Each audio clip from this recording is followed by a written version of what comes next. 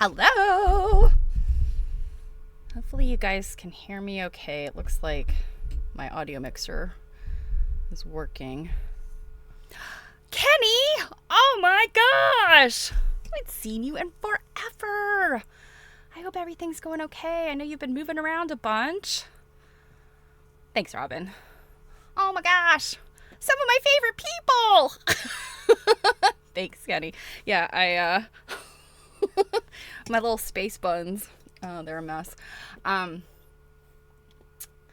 Robin and Druid are here. Oh, happy Friday Eve.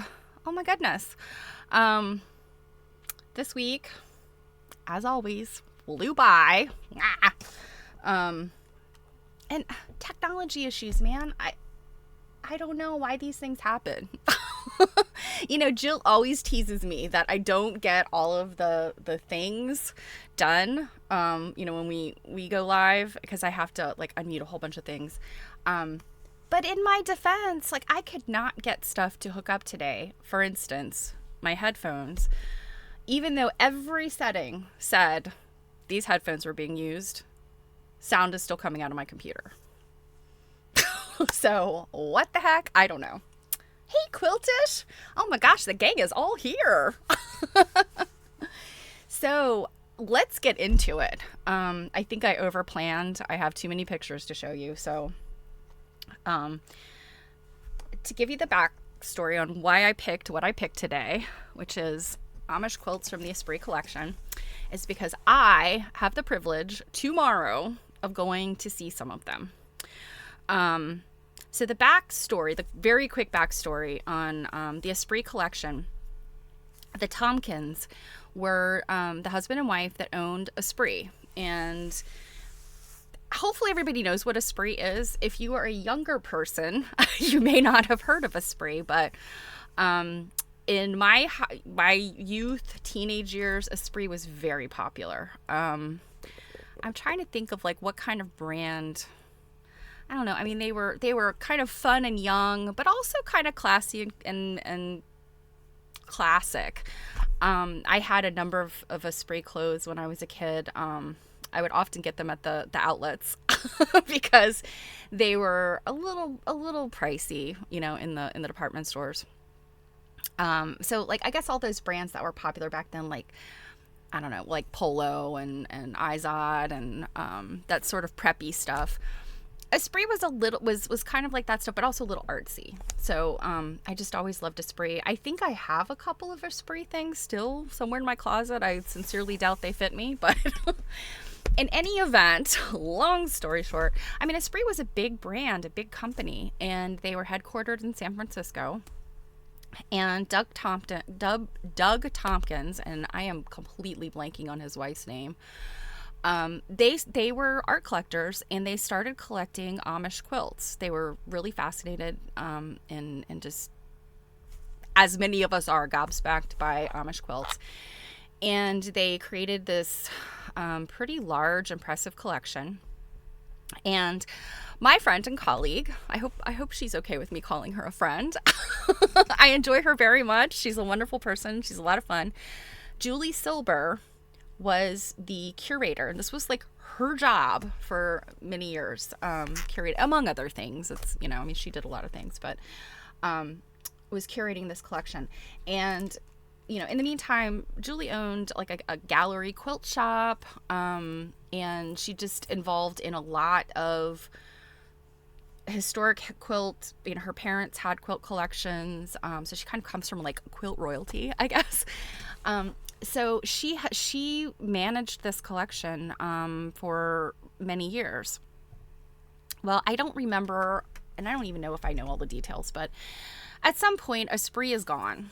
And I'm assuming they sold the business. The Tompkins got divorced. And so the brand became, like, it went away. I'm assuming it got sold, dissolved, whatever. And the collection got dissolved. Now, I don't know 100% of the details about the collection going away, but a number of the quilts went back to Lancaster, Pennsylvania, the Amish communities there where all of these quilts are from. Now, there are Amish communities in other states, but I think they primarily collected from Lancaster. Now, if you guys, and it was probably almost exactly a year ago, I went to the Smithsonian to see the Pattern and Paradox show, which was curated or I guess she curated. Yannick Smucker, also a colleague in the quilt world. She's written a number of books about Amish quilts, and she actually was raised in kind of a Mennonite community, sort of close to the Amish in, I believe it's Indiana. So you've got like different groups of Amish people, and even here on the East Coast and the Mid-Atlantic, Southern Maryland has an Amish community, very different than the Amish who are like an hour and a half away, or maybe a little bit longer than that, 2 hours away in Lancaster. Geographically, they're not very far, but they might as well be worlds apart, because they have, even though I guess looking at them, you know, black garb, horse and buggy, you think, oh, Amish. But the things that they do are different.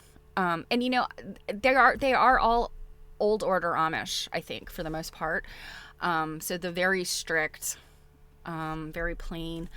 But yeah, they have just different rules. And what little bit I know about the Amish, oh, Quiltish, you have Amish and Mennonite too. That's right, because you're on the east coast of Canada, so you've got sort of the far northern Amish and Mennonites. But yeah, so like within their communities, even though they have, you know, sort of the standard religious observance, within those insular communities, they also kind of make some rules on their own. You know, their religious leader, I can't remember if, like, is it called a reverend? This is terrible. I really, you know, I pick up bits and pieces about the Amish and the Mennonites, but I really am not super knowledgeable. But in any event, as an example, they do not ride bicycles in the area around like Bird in Hand, sort of, it's a little bit farther east and northeast than Lancaster.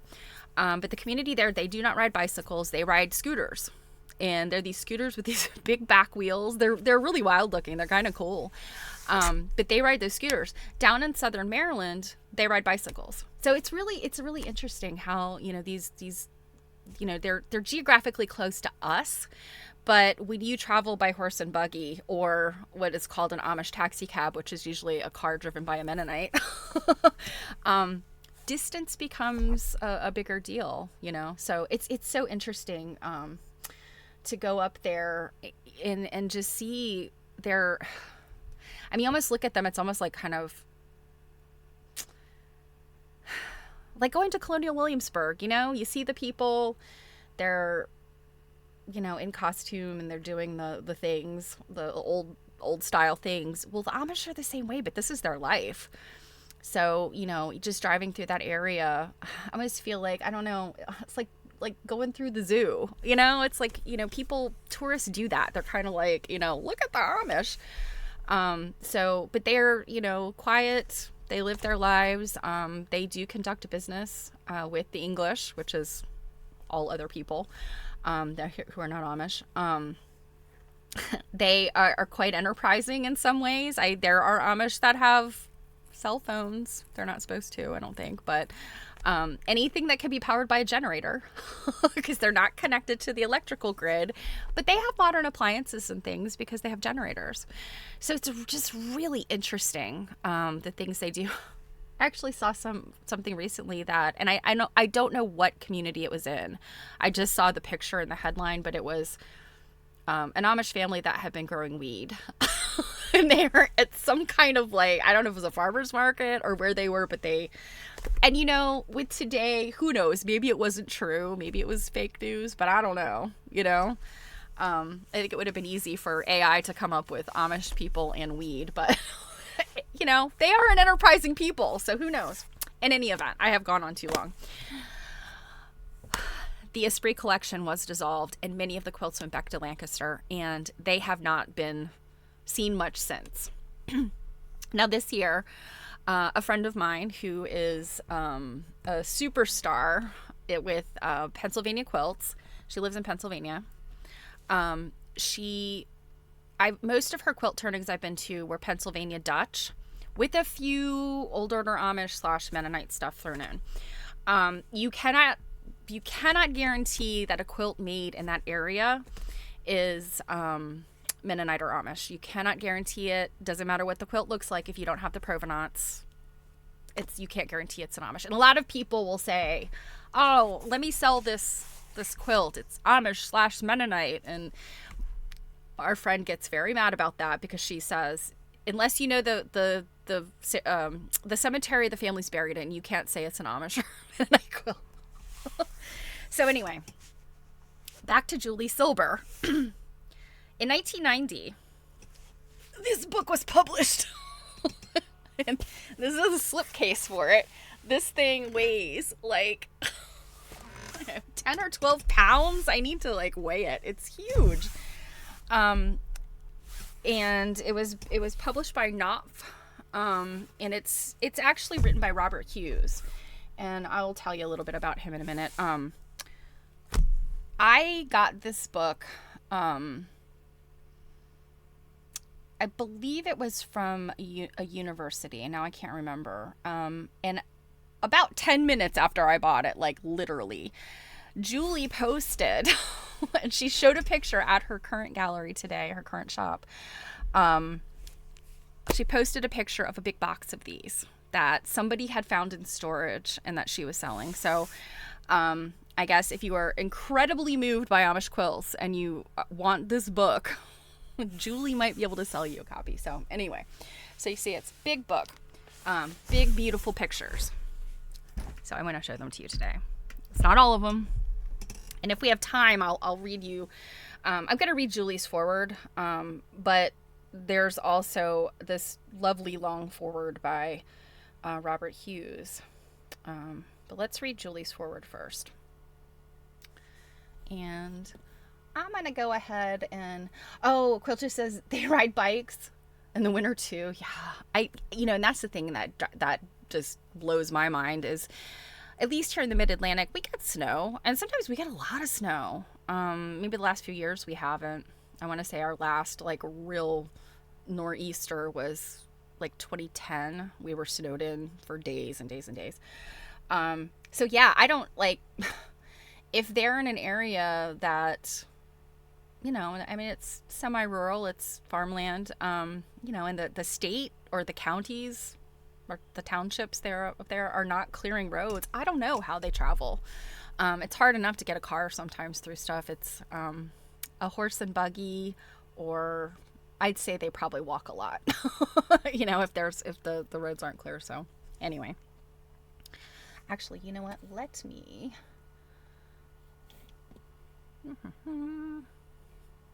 just put a beautiful quilt up so that you can look at that while I read. Okay, so this is the foreword to the book. And this is by Julie Silber. A couple of years ago, I was leading a tour through the Esprit Quilt collection with a group of women, one of whom had a small boy about 6. The mother was busy translating some of my more grown-up comments about the quilts to her son. She was obviously enjoying herself tremendously. He was obviously enjoying himself tremendously.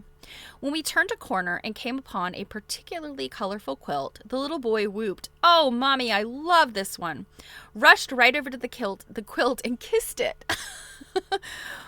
While we must unfortunately discourage such physical displays of enthusiasm, we warmly invite you to enjoy, along with us, the many pleasures of having what is perhaps the world's finest collection of antique Amish quilts.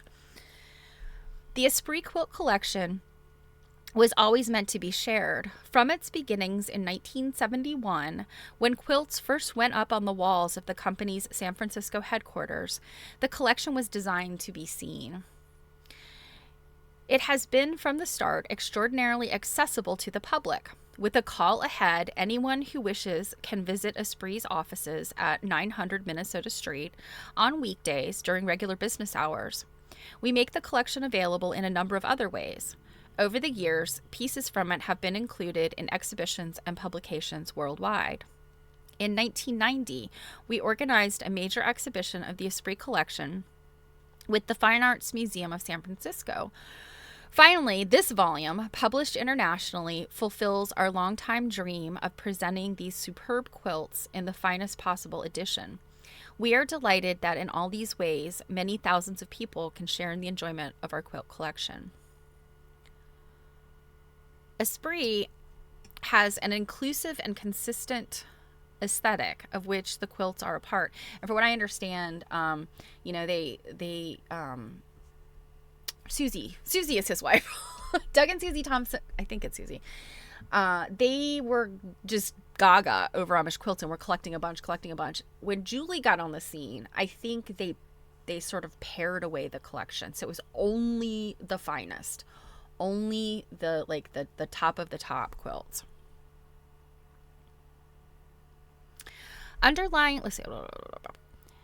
Esprit has an inclusive and consistent aesthetic of which the quilts are a part.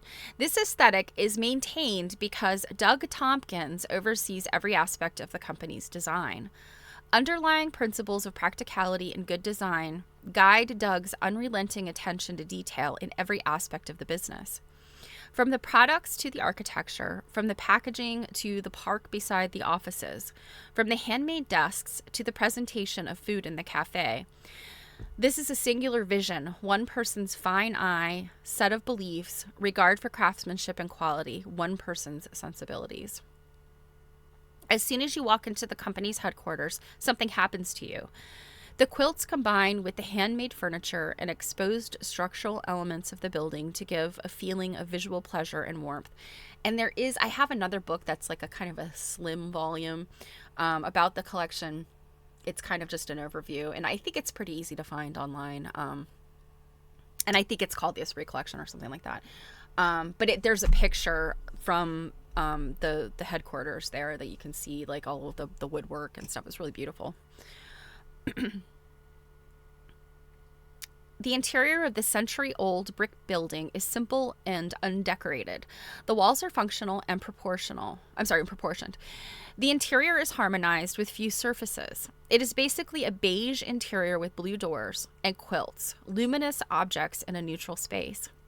A dramatic quilt is hung inside the entry, inviting visitors to wander through the collection of nearly 200 pieces.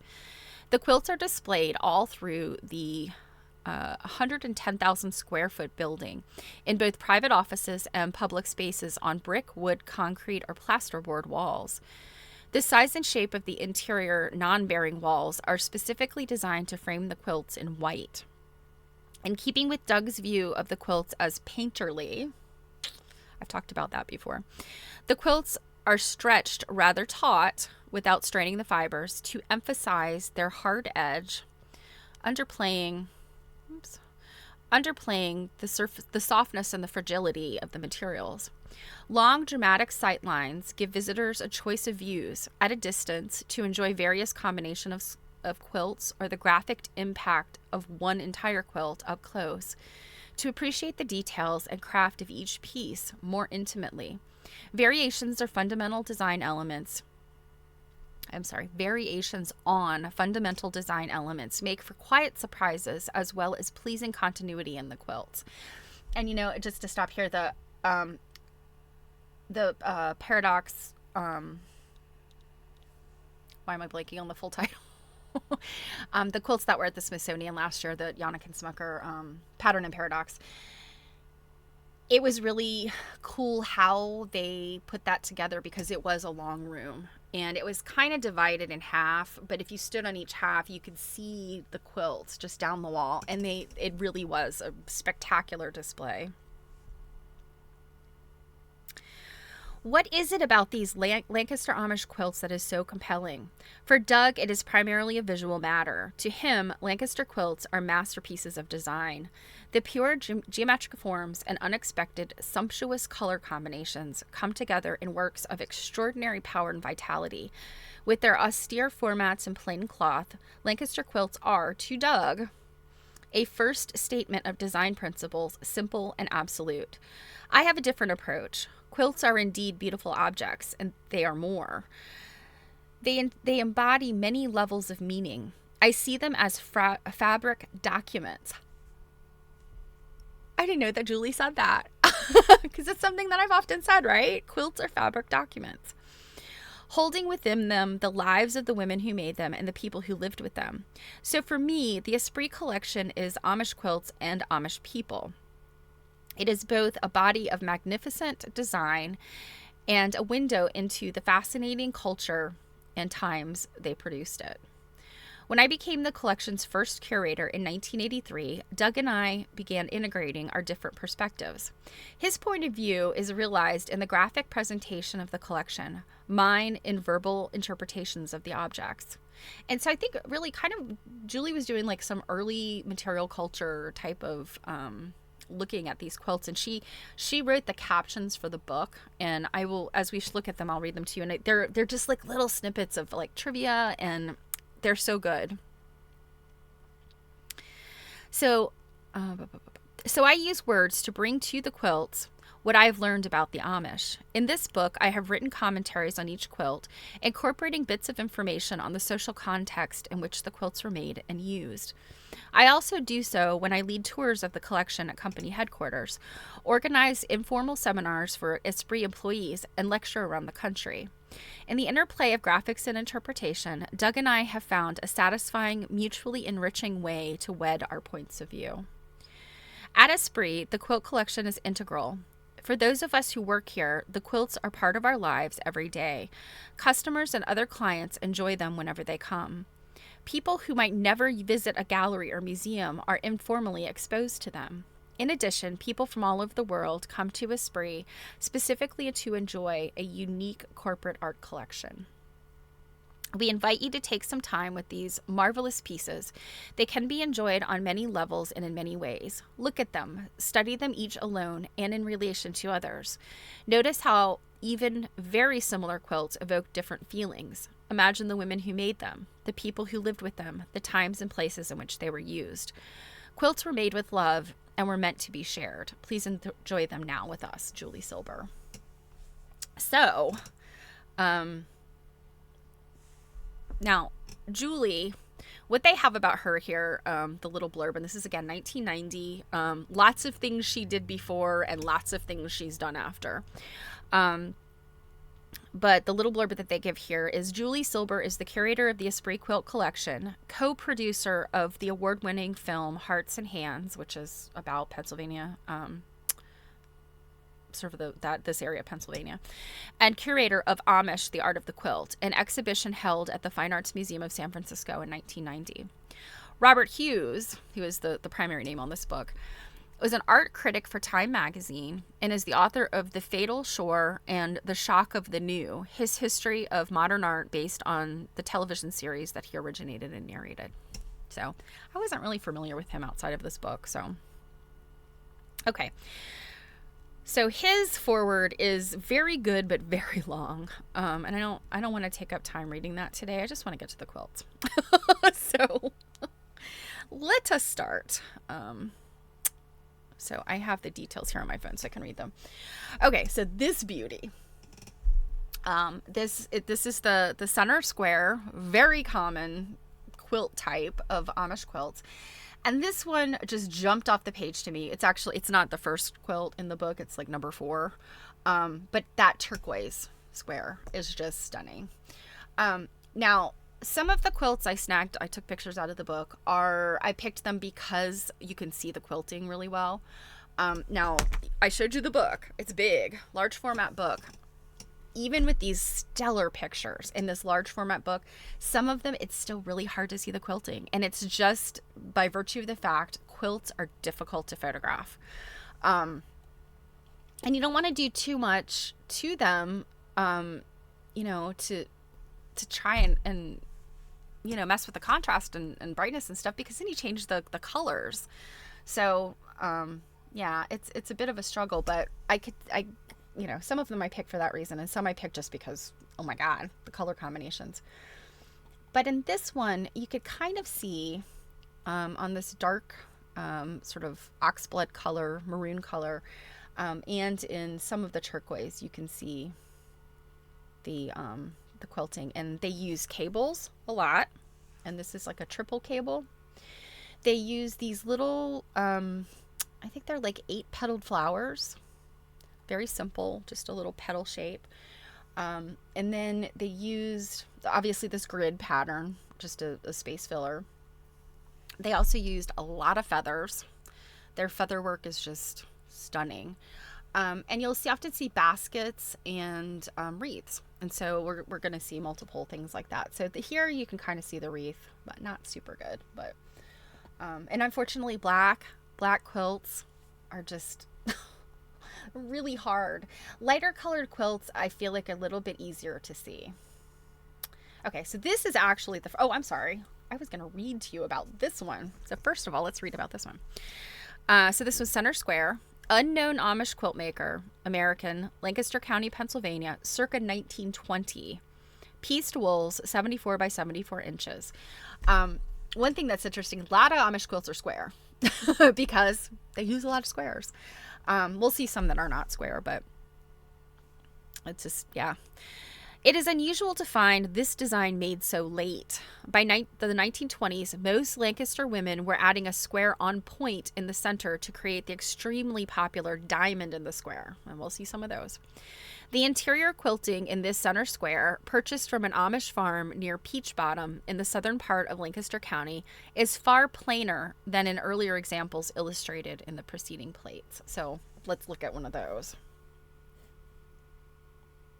So that's this one. And this one I love because you can see the stuff.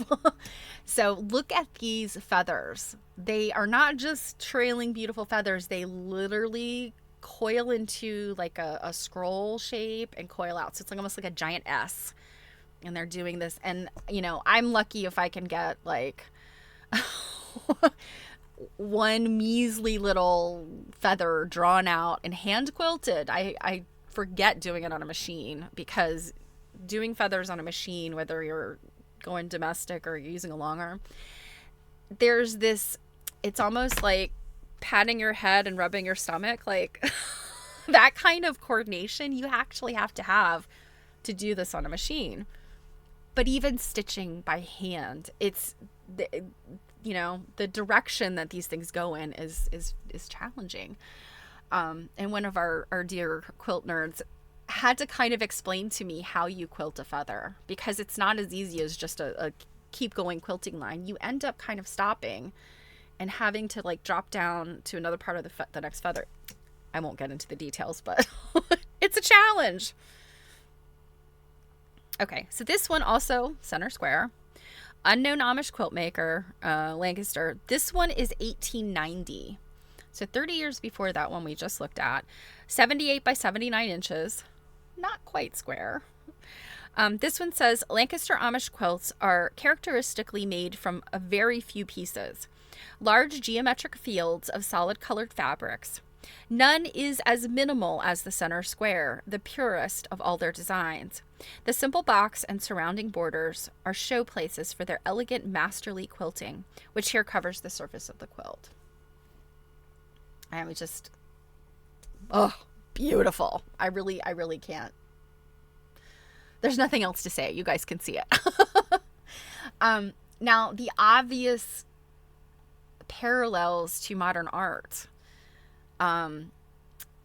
particularly the mid-century, and I've looked at a lot of those artists, Rothko, even like Mondrian, all of these guys, and there's no clear, like, nobody can say these guys like saw an Amish quilt and went, oh, I'm gonna go make some modern art. But the very fact that these Amish quilt makers, all the way back into the 19th century, were making things that were then expressed by male artists in the 20th century. The just the color studies, etc., is kind of like, kind of like what we see with, bear with me, sorry. Kind of like what we see with Gee's Bend. Very modern art looking, but did any modern artists see those and reference them?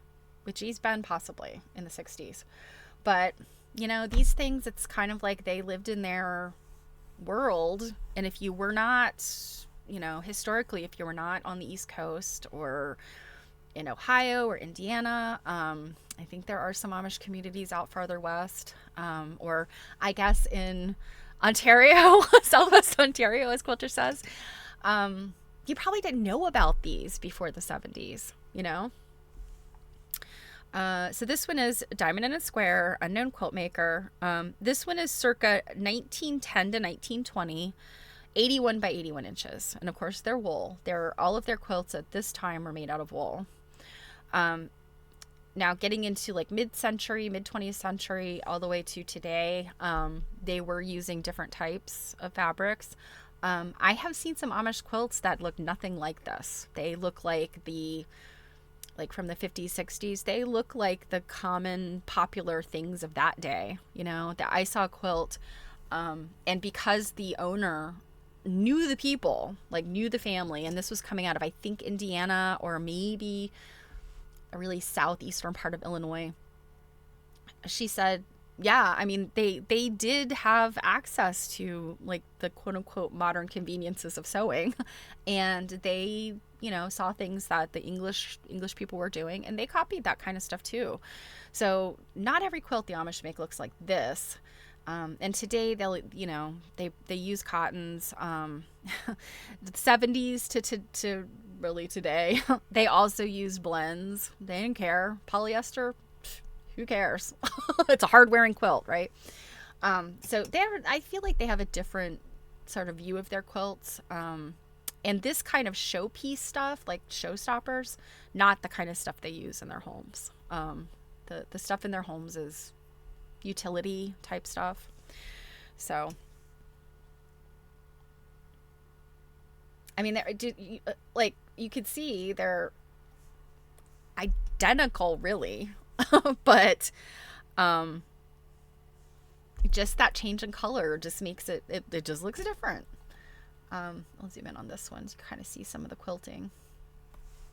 So this one is also unknown. This one's about 1900. 78 by 78. And Julie says the Amish are conservative in a cultural sense. They are uncomfortable with change. A traditional culture, they prefer the old to the new in both their religious and their social lives. So the Lancaster County Amish made only a few quilt patterns and variations on those patterns. Within very strict limitations of form, however, Amish quilt makers made personal aesthetic decisions regarding colors, color placement, quilting, and format.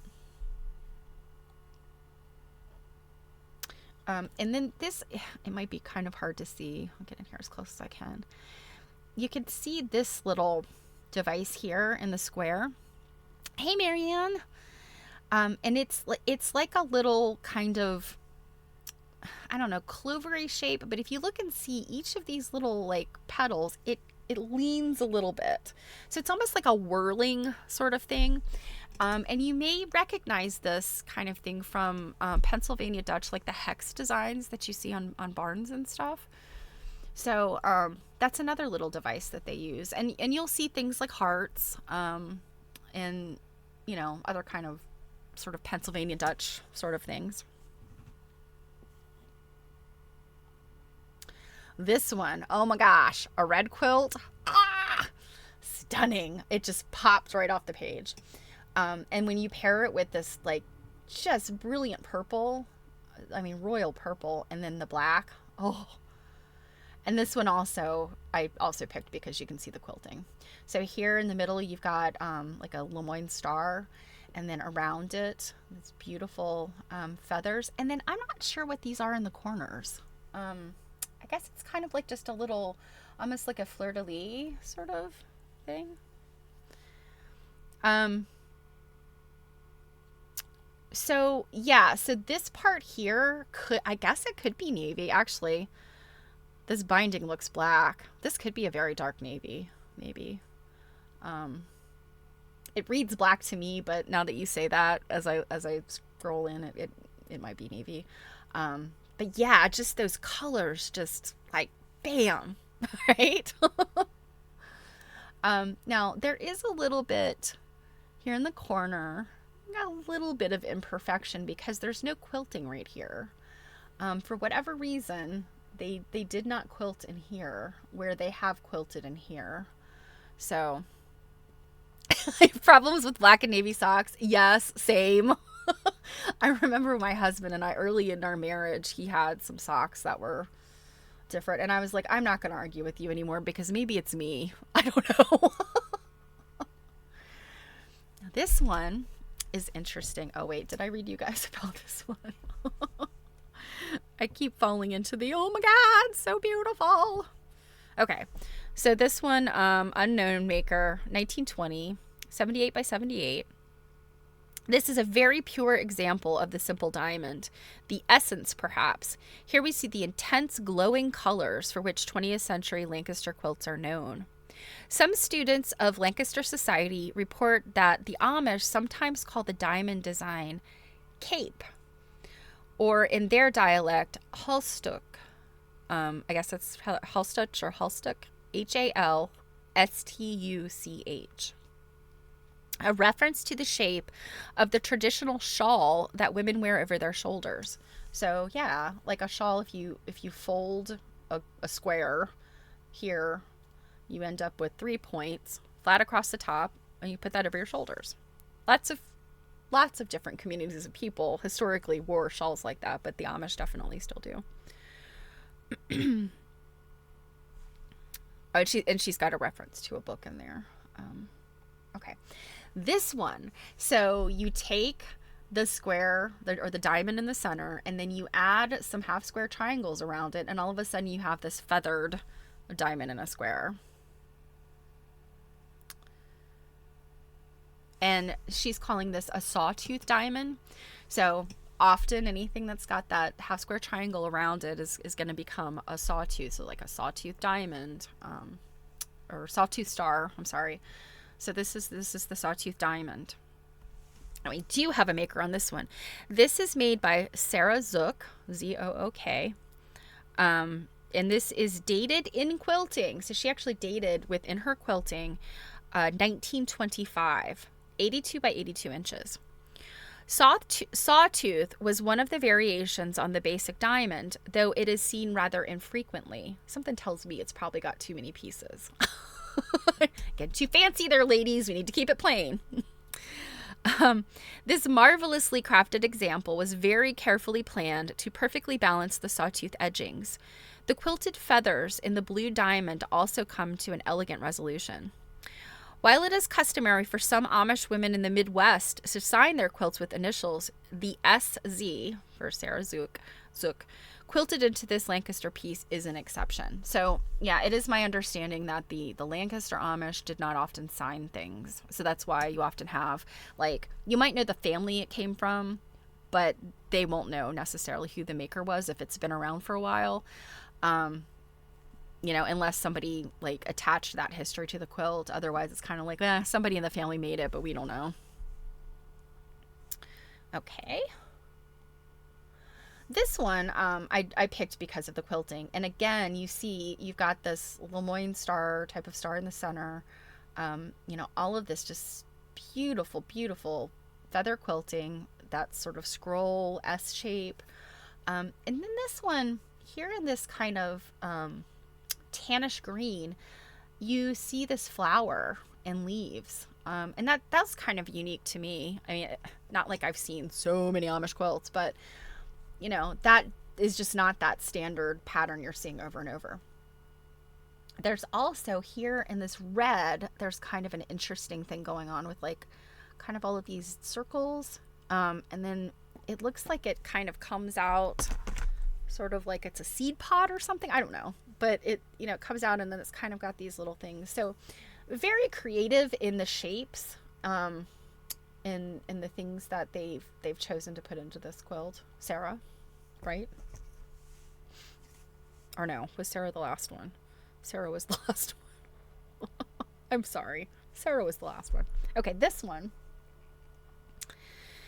Unknown maker, 1920 to 1930, 77 by 77 inches.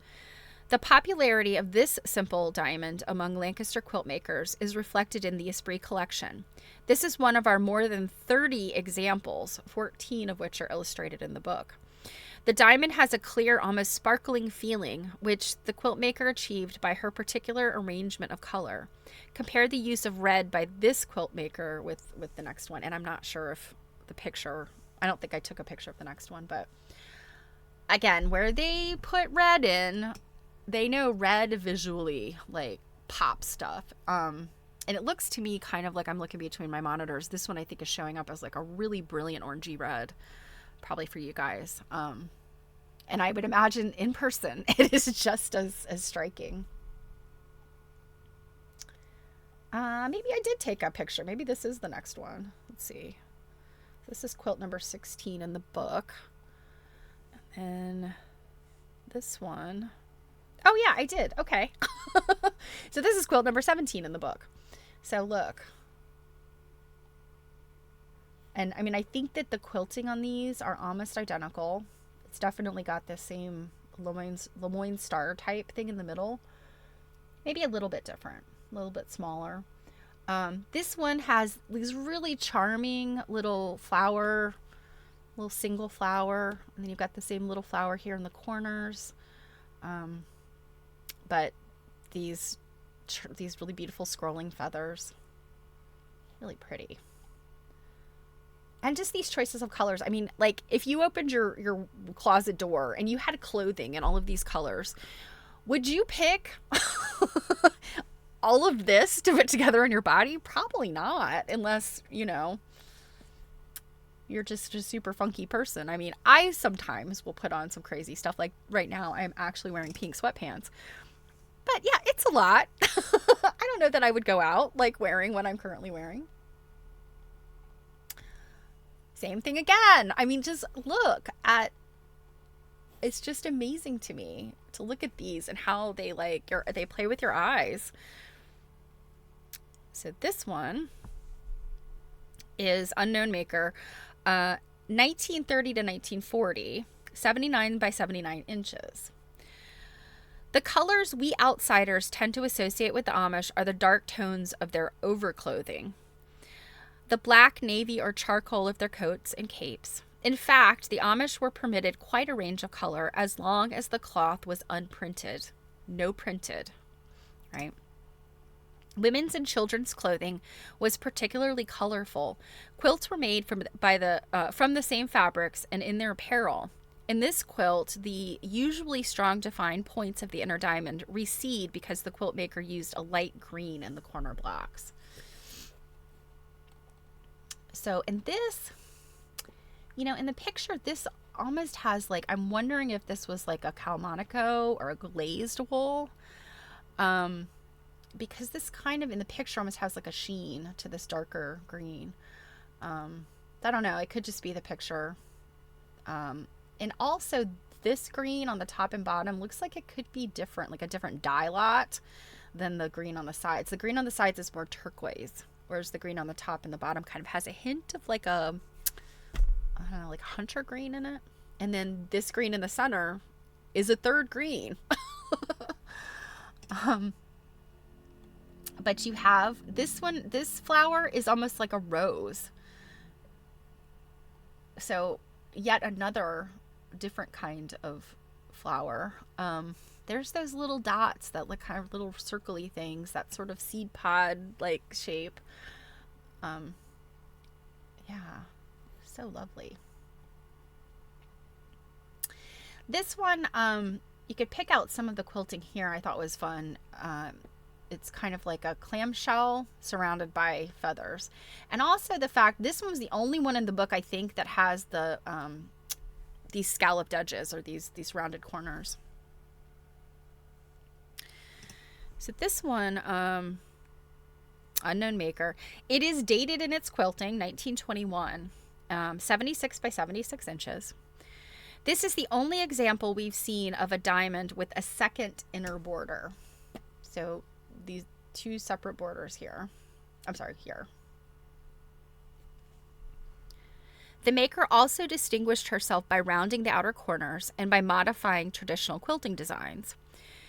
The basic principles by which the Amish live have remained basically unchanged since the 16th century and are contained in a book called the Ordnung Contemporary Rules. I'm sorry, the Ordnung. It's a little, the picture I took is a little fuzzy.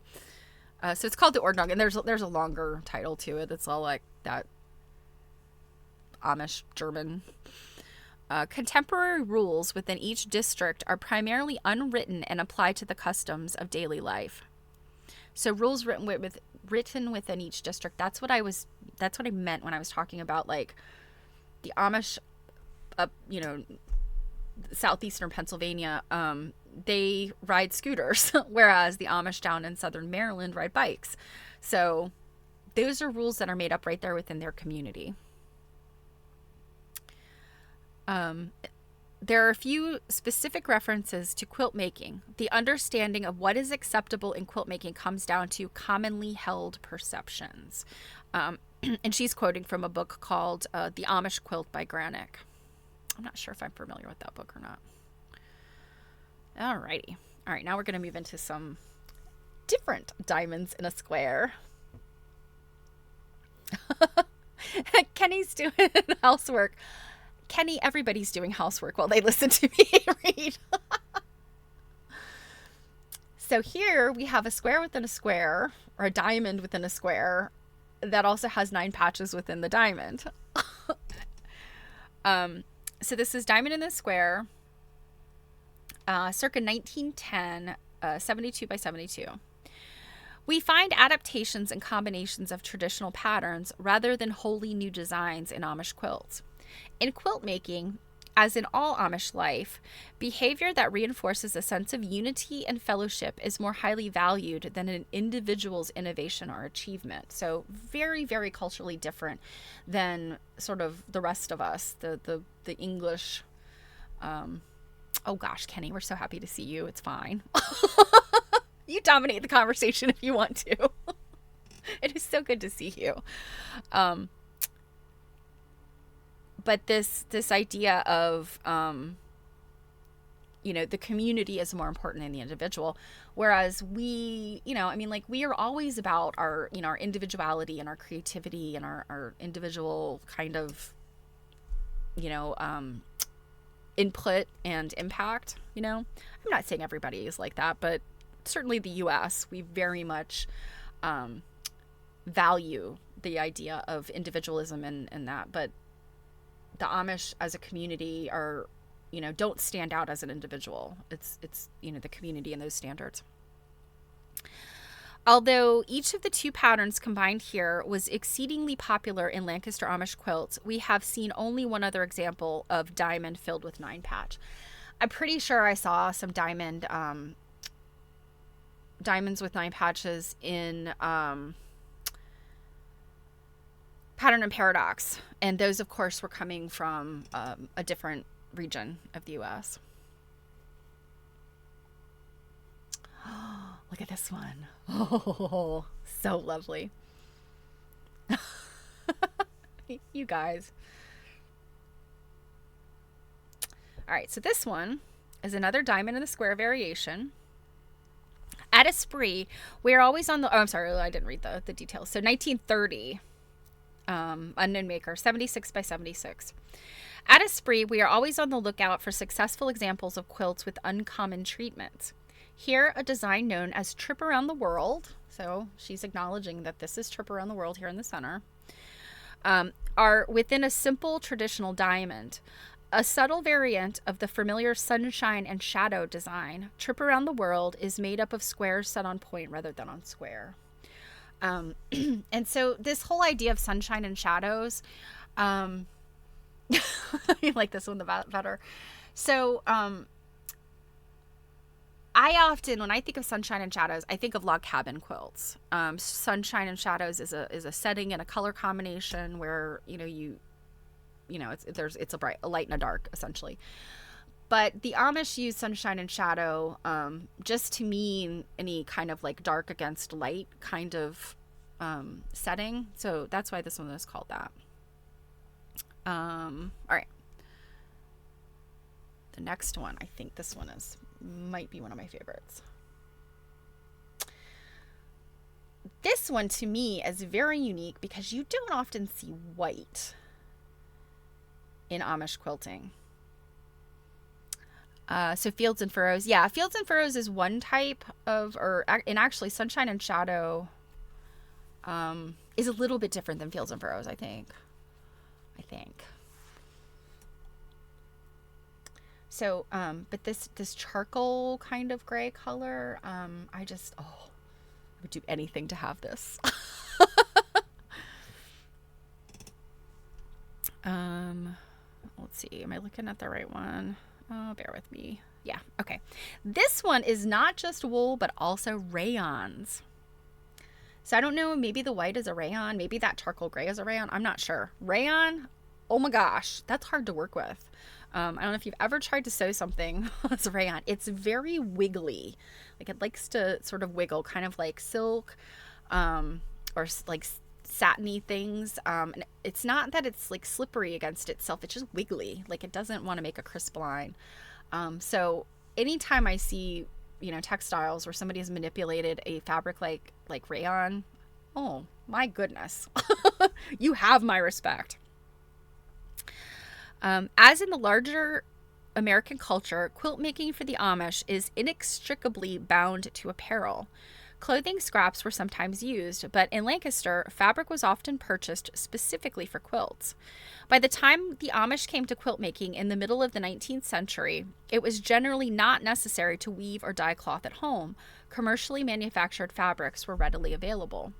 So, that's an interesting thing too, that the Amish, they did not, so the early Amish, the Anabaptists, as they emigrated to the United States, and there were different waves of these religious sects coming here, and they were coming here because of persecution in Europe, and there's a variety of different, like, so there's the Schwenkfelders, and then there's the Amish, and then the Mennonites, I think, are like if I remember correctly, they're sort of a outcropping of like non-old order Amish.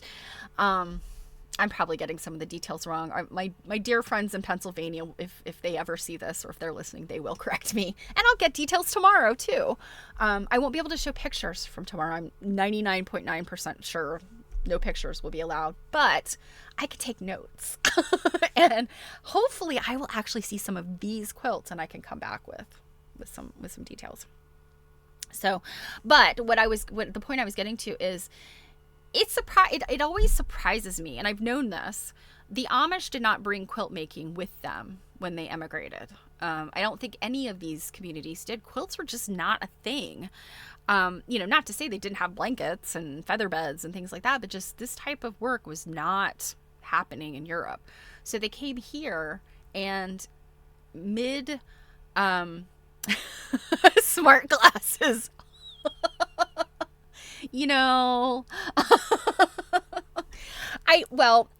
I take it back. They will let us take pictures, maybe, but you're not allowed to show them anywhere. So we'll see. I don't know. This is at the Lancaster Historical Society. It's called Lancaster Historical, I think. They have some pretty tight rules. They have really, these have been in storage there for quite some time. I want to say it's been at least a decade or more. So, okay. So Betsy says Amish maybe broke away from the Mennonites. Yeah, I will sit here and say, as much as I've read, I possibly have many details wrong, but yeah, there's a whole bunch of these different groups. But the point being, they started quilting in the 19th century, and so you're not really necessarily going to find Amish textiles that were made from, sheep to quilt, because, weaving, spinning, and dyeing were not necessarily part of their work. And, the quilts, though some of them were made for as wedding quilts, particularly as you get later into the 20th century, the Amish were my mom always says, the Amish they will do what they need to do for a buck. They are very, very sophisticated with money. And when they see okay, the English want to buy whatever, let's make it. Let's sell it to them. Because they gotta finance their farms, and they don't do banking. Their money is within their community. But just because you have a farm and you don't have a car doesn't mean you don't need money. So, Robin's got some details for us. Okay.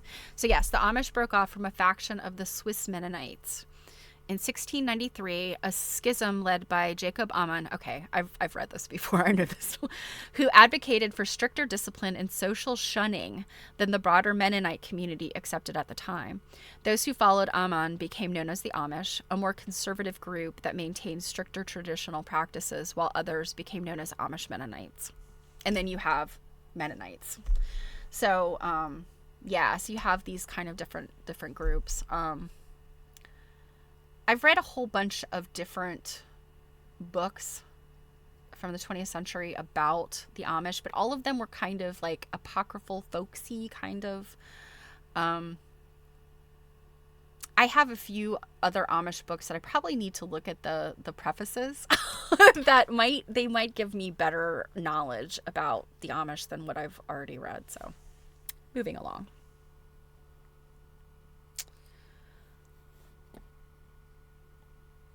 Okay, here, this one. Look at that medallion in the center. That one's different.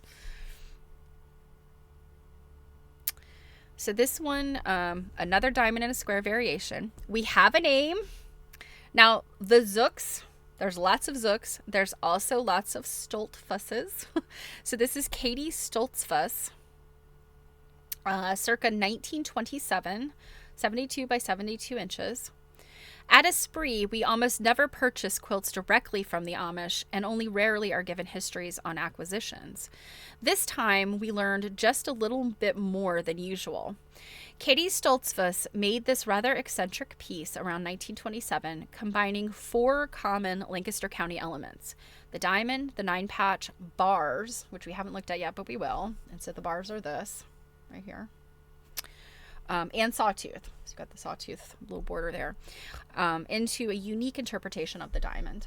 And this one I also picked, not just because I love it, I think it's pretty, but you've got a double grid quilting in here, and then you've got the baskets.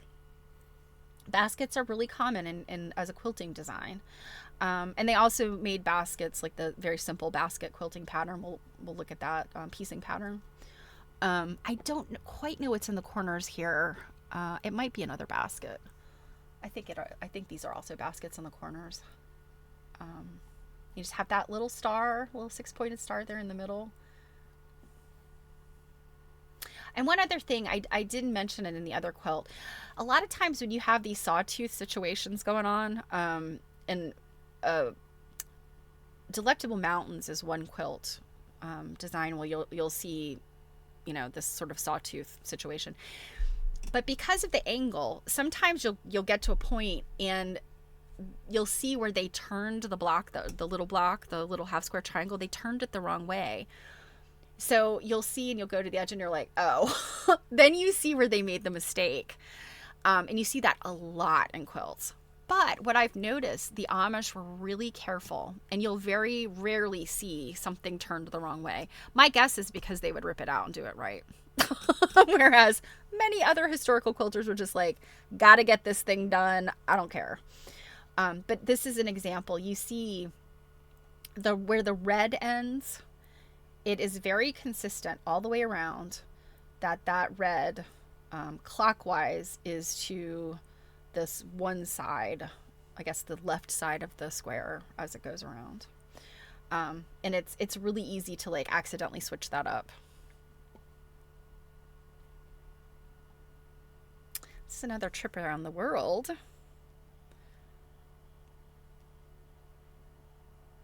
All right, come on. So they're also calling this one a sunshine and shadow. And, I think it's like, the sunshine are the lighter colors here, whereas the shadow are these darker colors. This one again is, I think this is a white or a creamy color. It's, again, it's not something that I see very often. And this is a question I'm going to ask tomorrow. Like, is there a reason that they didn't use a lot of white? From a practical standpoint, they're farm people. Farmers generally don't wear white because you get dirty. There's dirt involved in farming. And that would be my guess. But I don't know if there's any other kind of significance to, white not being particularly used. I know in some cultures, white has a significance that's different than what we generally think of. I thought this one was really fun. The center, you've got these little tiny baskets in the corners, and then you have the 8-pointed star, the Lemoyne type star, and then these little clovery type things. Oh, just stunning. And yeah, I love the trip around the world patterns too. I think that these are really, really fun, really pretty. Well done. I mean, you can actually, I did just pick up on a mistake right here. Kind of got, you can see where the strip, these are obviously made in strips. So you can see the strips here are not perfect. You often hear, you'll hear this story, at least back when my mom used to go up to Amish country and look at quilts and get ideas. She made a few little Amish inspired projects and things. And back then you'd always hear the story about how the Amish would put, a mistake in their quilt because only God makes things perfect. Well, that is a very non-Amish mentality, because having to put the mistake in means that you were otherwise perfect. And that is actually kind of offensive, I think, to the Amish sensibility. Like, they're like, nobody's perfect but God. We don't have to try to put a mistake in. There will be mistakes. Now, they may be so minuscule because they were such fine needleworkers, especially these quilts that made it into the Esprit collection are like the tip top of the tip top. But that idea of making a mistake, they're like, mistakes happen. they probably rip them out and redo them, but by no means is there this intentional mistake put into a quilt by the Amish. That's a completely fake story. And it's interesting, like, that it just proliferated in the 80s and 90s. When we read Florence Pito's book, her first book, you may remember she talked about it, and she had heard it from, it was the socialite that she lived in DC, and I'm blanking on her name, but she was the one who had told Florence Pito, and presumably she also told Dr. Dunton, because, they were all friends. But what she attributed it to was not to quilt makers, but to the Turkish rug makers. And so obviously you're completely different culture, completely different kind of textile. So, and I would suspect that the Turkish rug makers probably also find it offensive. And I know Turkey's a country that, has seen a lot of strife. They're in the middle between the Mediterranean and the Middle East. And I don't know if the Turkish rug makers were Islamic or, during the period of, rugs have been made for a very long time. So over that period, I'm not sure, what religion they were, but let's just assume it's Islam. I really think that the idea of we're going to put a mistake in our rug so that because only Allah it makes things perfect, I would say that's probably just as offensive as it would be to the Amish saying, you have to put this mistake in because only God is perfect. And I'm really curious to know, who came up with that? It's ridiculous. Another trip around the world.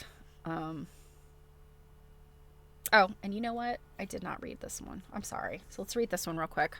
And let me see if I can see what it's talking about. If I can see it. Make sure I'm looking at the right one. Yeah. So this says, this is circa 1900 to 1920, 74 by 80 inches. It's a little bit longer than it is wide. And you can start to see that when you get, you're kind of going off of the square. If you get anything that's rectangular, then the quilt itself becomes, because they're very, symmetry is really important here. This is the only time we have seen the reverse of the configuration illustrated in the previous. So I think that might be one that I did not take a picture of. Here, the diamond is set inside the sunshine and shadow. Other subtle touches of the quilt maker's personal mark appear in her choice of quilting designs. The tiny baskets quilted into the pink center and the lyres stitched in the corners are unusual. So there's supposed to be these lyres in the corner, and you really, I think you could kind of see it here. It's almost like a horseshoe shaped thing here. But yeah, I'm not seeing where you can really see it very well. But the lyres, this is, if this is 1900 to 1920, that's imagery that I'm kind of like, you'd see lyres on, in fabrics in the 19th century, but also on Baltimore almond quilts, you'll see a lyre. And what I mean by a lyre, if you don't know, is a little harp, like a little handheld harp. Be kind of a horseshoe shaped thing with strings. So Kenny says, so trip around the world, they're fun. Yes, once you get into the groove, and you have to lay all this out because they're depending on how they piece these, they often pieced in strips, and you have to plan that out. There's someone who was called out and they equipped that back. Okay, so now on to this one. This one, oh, stunning. So this one also is sunshine and shadow. Circa 1940. This one is wool, cotton, and rayon. So you see, as we're getting closer to the modern day, we've got a lot more modern materials coming into their quilts. And like I said, the Amish, they used wool because it was what they had. It was, it was their textile. It was their preferred textile. But as other materials, other substrates become available, they're buying these things. They're not making the fabric. If it's economical to buy a different type of fabric, and it works and it looks good and they like it, and it, why not? there are no quilt police with the Amish other than don't you buy printed fabric and don't you get too fussy. So see, next to the diamond, sunshine and shadow may seem excessive with its many small pieces. But between the 1920s and 1940s, when these quilts were being made, non-Amish quilt makers prided themselves in incorporating hundreds, even thousands of tiny patches in popular American quilt designs like Grandmother's Flower Garden and Double Wedding Ring. Relative to contemporary mainstream American quilts, even the most highly pieced sunshine and shadow is sparse. Oh yeah, chintz? No way. Chintz is absolutely verboten. Okay, so bars. The bars are the other very common Amish quilt. And I'm going to zip through these because I just picked the ones that I thought were the prettiest. And usually bars, and I'm sure one of these will probably prove me wrong, but I feel like most of the bars, when I see them, the bars themselves are usually quilted kind of plainly. In this case, it's a grid pattern. And then you have all of the like really pretty stuff around the outside. And you can see some of these. It's almost like a pineapple, I think. They're on the, and then the scroll work with the feathers. So this is circa 1915. And it's all wool, 74 by 80 inches. Lancaster County quilt designs changed little during the Classic period, 1870 to 1960, and are more recognizable than those of any other Amish district. The bars design is one that appealed most to the Lancaster group. Nearly as spare in layout as a bar's can be, this one floats within a single wide border. As in many of the great Lancaster quilts, the stitching is very fine, but being simple and dark, it defers to strong color and form. You know, and one thing that I've kind of consistently noticed is we don't necessarily, we can't really guess what the back is like. Sometimes the back is also bars. I know particularly Pennsylvania Dutch and Mennonite quilts, you'll see that. And it's just based on the width of fabric and, how they cut their pieces to go on the back. A lot of quilters want to avoid that piecings right down the center of the back of a quilt. So they would cut it in strips to make like these kind of wide pieces. The Amish, I don't know that they necessarily, I haven't seen the back of very many Amish quilts. I think I will tomorrow. But what I have noticed is the binding seems to be, not always, I shouldn't say always. The binding often seems to be a completely different color than anything else. So I don't know if the back is this color, this kind of purpley, like periwinkle color. I don't know. It might be. The Pattern and Paradox show, there were actually some two-sided quilts where the front and the back were different. This one I thought was interesting because this top bar is a different color. And, is that like a fugitive dye or a dye that has faded? I don't know. I don't know how they washed these quilts. I don't know that they washed these wool ones. They may have been like kind of cleaned like rugs, taken outside, aired, brushed, beaten, but not like dunked in water and scrubbed. So I don't know if this was not originally made with this bar, and we'll read the details. I don't know if it was a faded thing or what. Let's find out. So Kenny says, do you find it interesting that in modern terms, it's the modern quilts that lean heavily on solids, right? Yeah. And I think that's that whole idea of these really stark modern painting that, these quilts are often compared to or sort of juxtaposed. Everybody hates that term juxtaposed, don't they? So this one is called Bars, circa 1935. We have a maker. This one is Katie Lapp, L-A-P-P. I think Lapp is another common name in that area. This is wool and rayon, 76 by 83 inches. Our source purchased this quilt in the 1960s from the maker Katie Lapp, then an elderly woman living in the mountains and wooded Honeybrook area of Lancaster County. Mountainous, I don't know that it's not necessarily the same kind of mountains that they have in Western Pennsylvania. They're sort of more of like rolling hills kind of, but maybe tall rolling hills.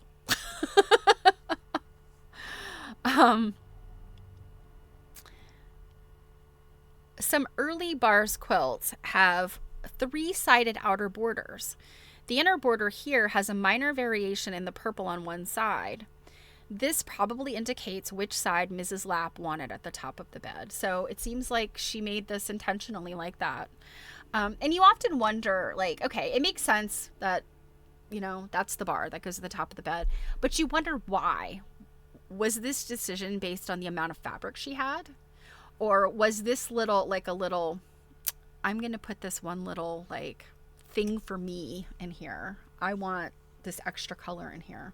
My guess is, because they are very practical people, that it may have just been like, we don't have enough purple. Let's just use this purpley pink. It works.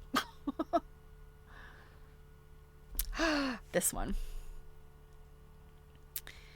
So this is also a bars, circa 1940, unknown maker, 75 by 75 inches. Lancaster quilt makers often included subtle color changes, which you can miss if you're not looking closely. Here, the pink and lavender in the inner frame are very close in shade. Wait a minute. This isn't the right one. Pink and lavender? Oh, yes, there is lavender in this. Yeah, so you can miss it. I'll zoom in.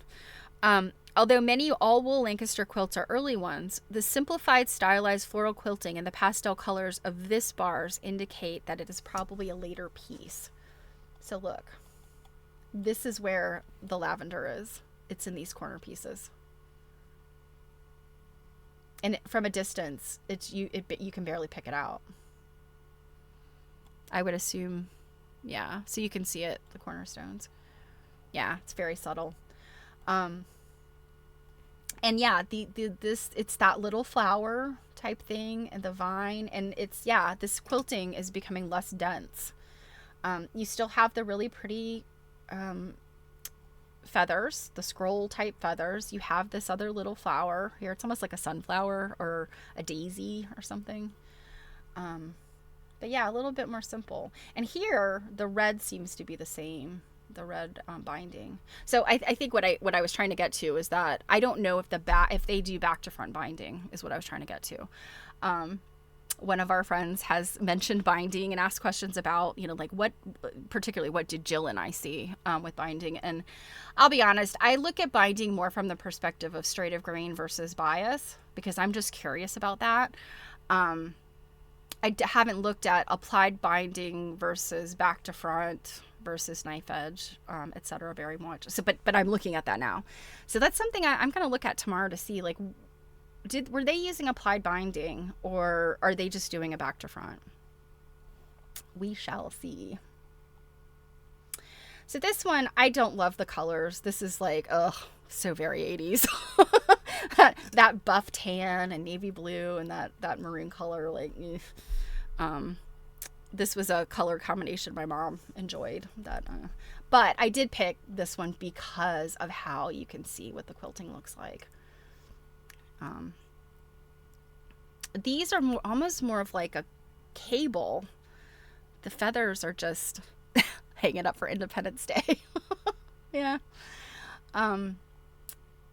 Yeah, so these, instead of doing that scrolling, they end, but if you follow it's almost like a cable. Isn't that amazing? It looks like the corners are a wreath, and then the center part is the grid, and I think this navy blue is so hard to tell, but I think this is that, like, sort of daisy-like flower. And then look at this.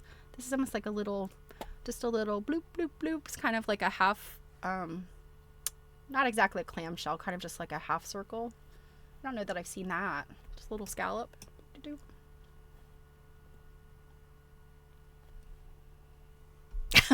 This one, this color of blue and this kind of orangey red, I mean, doesn't it kind of make your eyes like, this one is so bright. Brick, navy, and natural. Yeah. So this one The quilting is pretty dense, but I don't know that it's like the super fancy quilting necessarily. It's kind of just the standard. But this, oh my gosh, like, yeah, it makes your eyes hurt to look at it. Like a circus tent. But by the way, this color of blue, from what I understand, Amish love that blue. You'll see it's maybe a little bit less saturated, but you'll see like the men and boys wearing shirts that color, you know, black pants, black jacket, and then that color shirt. I want to say sometimes, and I could be entirely wrong about this, but I'm pretty sure I read this. You'll sometimes see like their it's not a royal blue. No, it's like a, honestly, the color I see it as is Yves Klein blue. If you look up Yves Klein, Yves, he was a French painter. He invented, quote unquote, invented a particular blue that he named after himself. But that's what this blue reminds me of. It's just like this really saturated blue, but it's not royal. It's, because royal blue's almost got like, it's almost a purple cast to it. But this blue is a little bit different.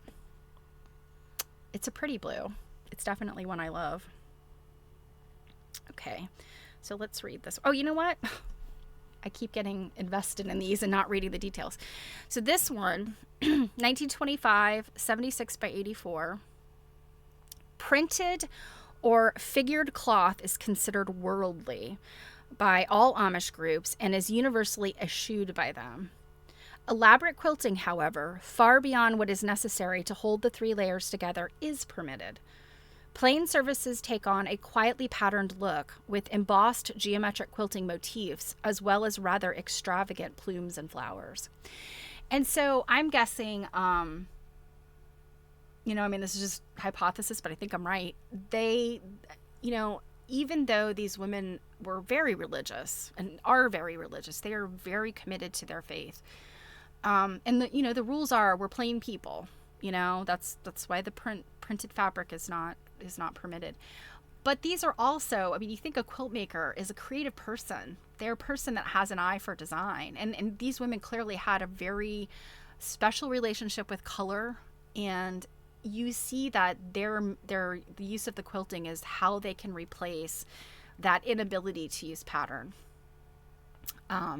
You know, I think even those Trip Around the World and the Sawtooth, I think even those in some cases may have been sort of skirting the rules as far as like how intricate you're supposed to be, because the more intricate and like quote unquote pretty things become, it's like your focus is being drawn away from your faith and into these items that are you know, they're objects. They're not to be revered in the way that our faith is revered. So, you know, I just see it as like, you know, creative Amish woman. She's like, well, I can't buy the printed fabric, but I can put some fancy stuff in there. All right.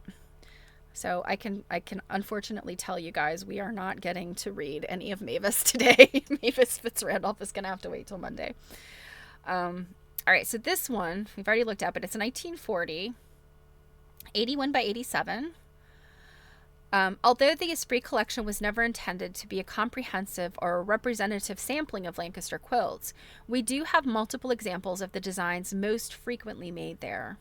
We are very fortunate to have had so many diamond bars, sunshine and shadow, and 9-patch quilts over the years to study, compare, and enjoy. Now, I really liked this one because you've got a bunch of colors in the bars.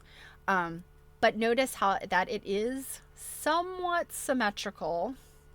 You've got this center gray, the peach, the gray, the red or maroon, the peach again, the maroon, this sort of mauve fuchsia color. And then this kind of purpley, and then the brown. And then the only thing that's different is this one over here is kind of a navy-ish blue, and then this is just a repeat of that lavender. So you kind of wonder, is this like, again, she didn't have enough of that that lavender color. And so, she put that one in, but it still works. It's very beautiful. I really love the rich browns that they got too. I feel like that brown is something that you see in older 19th century things, outside of the Amish community, but here. Also, look at how she quilted in here. You've got this sort of grid. It's, this narrow piece, it looks like they look like diamonds, but it is actually the grid. And then you've got that simple floral thing. And this is coming up over and over again. These are all different makers, but it's these patterns that they just, they liked, they used over and over again. Yes, brown is underappreciated. Yeah. Okay, so this one is 1920 to 1930, 76 by 76. It's all wool. Most bars quilts are composed of 3, 4, or 5 colors. The woman who made this curious piece handled 12 colors with great skill. With its many shades and slight asymmetry, this quilt almost has the look of a scrap piece. The unexpected choice and arrangement of colors and values creates an odd and pleasing rhythm.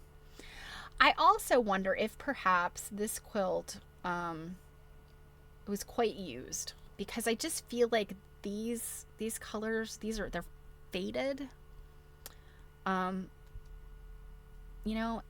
maybe it's just the way they were dyed, but I kind of feel like this stuff is a little bit faded, and so that might be that this was more of a household quilt than a pretty quilt. One other thing that I do know, and I think I learned this from a Yannick and Smucker presentation, and I'm pretty sure they also said it somewhere in the Pattern and Paradox, but sometimes they would really be skirting the rules. Could be 12 colors is too much. So they made two-sided quilts. So that's the reason for the two-sided. So this one might be like top up on the bed, and then, the minister's coming. Flip that baby over. Because on the back, it's like just some simple stripes, simple bars. Or maybe it's just a square and a square. And, so the minister's like, oh, okay, all right, everything looks good. We're being very, focused on our faith. We're being very plain. And then they're like, got that flipped over before you came. I mean, you can imagine it. You have to remember, the Amish are still humans. And they have the human, the things that humans do. All right, this one is fun. This one is called Wild Goose Chase, and circa 1900, 72 by 80 inches, and this unknown maker. The Amish were not isolated. They lived among their English neighbors and were familiar with quilt designs made by the mainstream culture around them. Wild Goose Chase is a design commonly made by the English in Lancaster, but although it can be seen as a variation of the Bars design, it is rarely made by the Lancaster Amish. This, in fact, is the only one we have seen. So, yeah, the thrill of getting away with something, right? Yeah. So, again, the quilting is pretty standard, pretty similar. We've got baskets in the corners. We've got some feathery kind of, vines and things. The quilting is like a chevron pattern to mirror the goose, the goose. Well, Wild Goose Chase, but flying geese. I couldn't get my words out.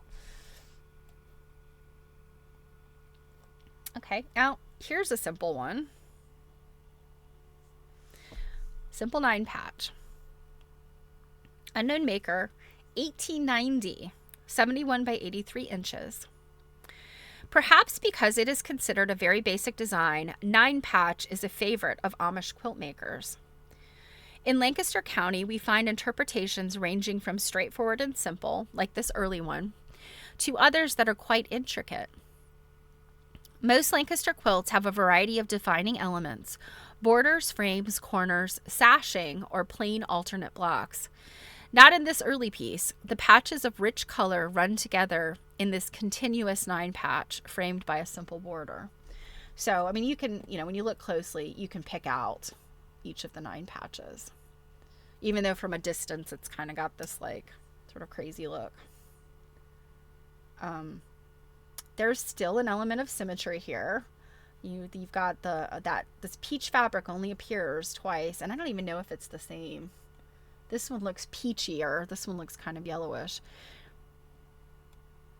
But, they are kind of symmetrical. But then you have other things where you have all of this, this oxblood maroon color kind of all together, and then this purple and red one on the other, I don't know. I mean, how much of it is just randomly grabbing a block that you made, or how much of it is laying it out with what you've made and then deciding where each thing goes.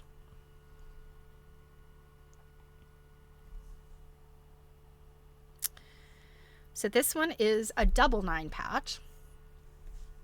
And so this block here, forget that this is a 9 patch. Just imagine this was a square, like just a solid square. This is known sort of in your standard, just 20th century quilt patterns, or late 19th century, called Puss in the Corner. And it's a 9 patch variation where you've got your center square is really big, your corners are smaller, and then your other squares have been turned into rectangles to manage the size difference. It's a very common device. I think we see it a lot in a lot of different quilts. Jill and I were actually looking at one where there was no sashing, so the blocks were butted up against each other, and then it's not really the Puss in the Corner anymore, because like this, in that case, this block's corners would have been the same as this block's corners. If they weren't sashed, they would be together. So in any event, it's a very common setting. But this quilter has taken a step further than by putting the 9 patch in the center. So,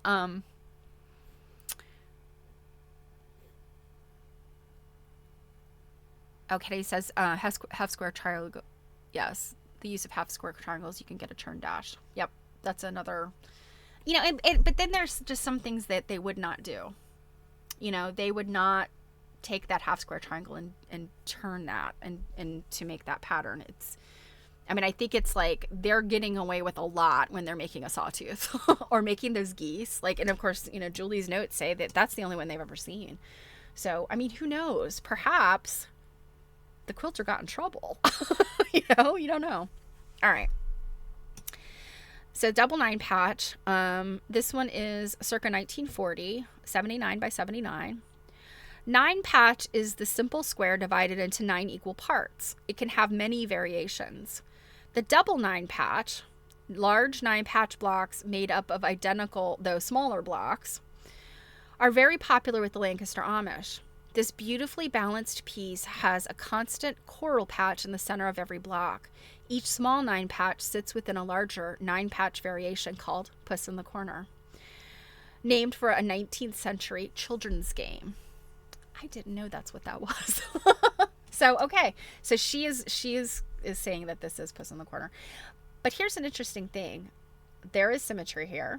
So you see all of these right here kind of go together. The center 4 go together, and then these corner ones go together.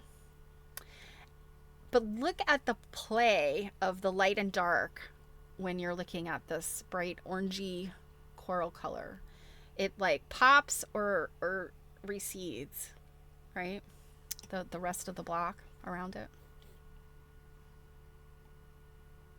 This one's fun. This is an H. Let's see. This is unknown maker, 1940 to 1950, 78 by 78. This one's all cotton. So you're seeing as we're getting throughout the century, getting closer to the 21st century, we've got more cottons than wool. Except for this one, patterns based on letters of the alphabet are unknown among the Amish. But such patterns are part of the English quilt vocabulary, in which the letter sometimes represents a family initial, sometimes an organization or concept. Tea quilts, for example, signified an allegiance with the temperance movement. So, yeah. Oh, this one looks more juvenile. Yeah, it does. It does. It's kind of got that, like, I don't know. I could see like something like this being at like Crate and Barrel, IKEA. Like definitely with this color combination, it does have a but you wonder, is it an H? Is it an I? What's it about? Or did they just like the shape and decided like, this is cool, let's put this together? Now this one's got a lot going on too, considering, let's see. This one is, the maker is unknown, but it is from the Zook family. And so like that's, you know, what I was saying, like they may not necessarily know which of their ancestors made the quilt, but it had been in the family. Circa 1930, 80 by 80 inches. Around 1930, a member of the Zook family dreamed up an intricate version of the simple 9-patch. The quilt is constructed with all over repeated blocks, but the quilt maker used color to create complex secondary designs and to suggest to the eye a center diamond. Yeah, sort of. Yeah. The extra sawtooth border is her unique personal addition. So she's talking about the sawtooth border. And you can kind of see where things got a little funky in the corners, because these saw teeth are not quite like this. There's something wrong here. But still, like, oh, so striking. I mean, all these colors, it just, now the quilting in this one, I've kind of got a little bit of a different flower with this kind of like, is that a 6-pointed star in the center? We've got some cable, we've got some chevron going on. Yeah, lots of cool stuff going on in there. This one, when I saw this one, I was like, oh. And then you've got this one oddball down here, this one oddball blue square, or diamond. Yeah, I kind of wonder about this one. We have the name of this maker too. So this is Dorothy Beeler or Byler. It's spelled Beiler.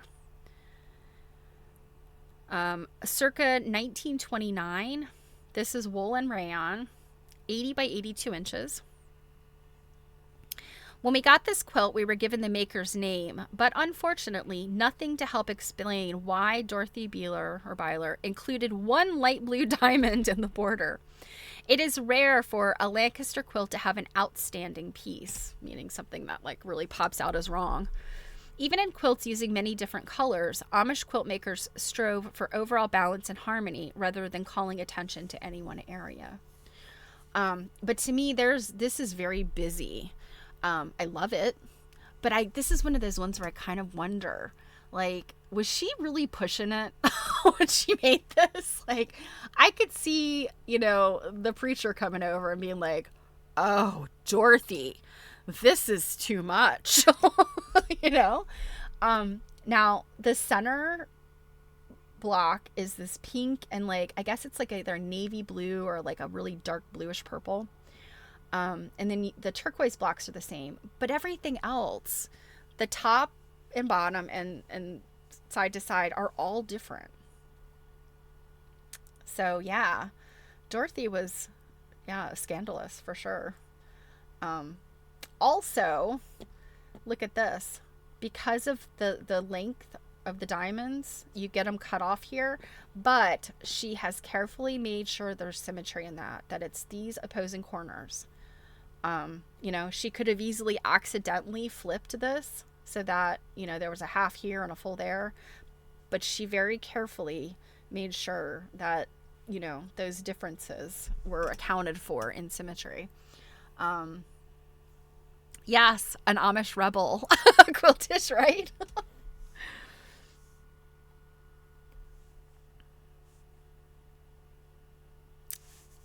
But apparently she had a neighbor who was also scandalous.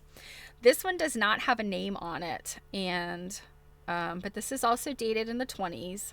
All wool though, 83 by 83. The diamond appears in Lancaster quilts even when it is not the central design element. Amish women regularly stitched into the narrow inner borders of their quilts.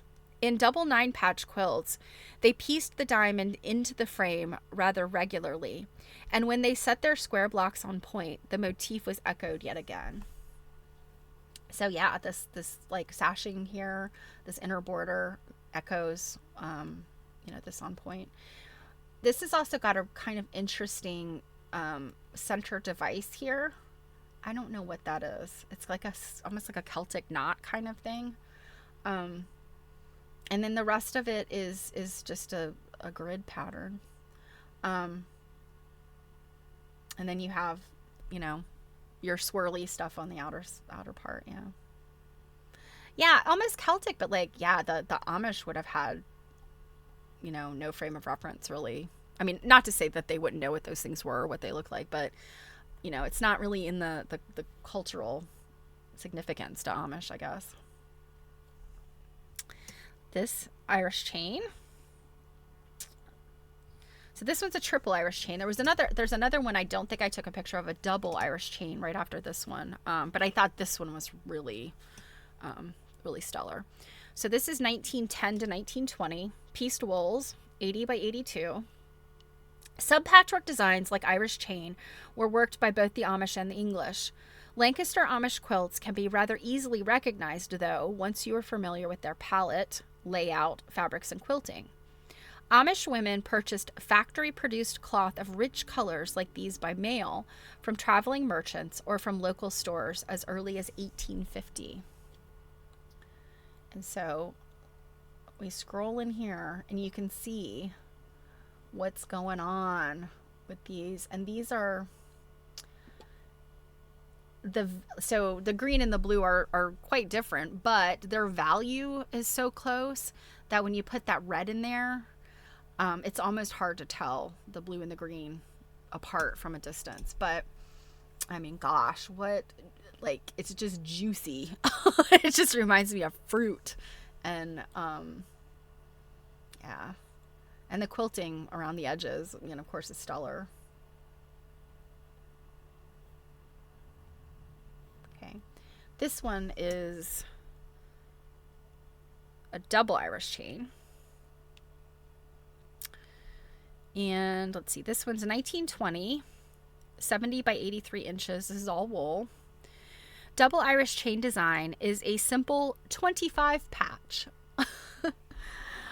with a few squares appliqued to the plain alternate block to complete the diagonal chain.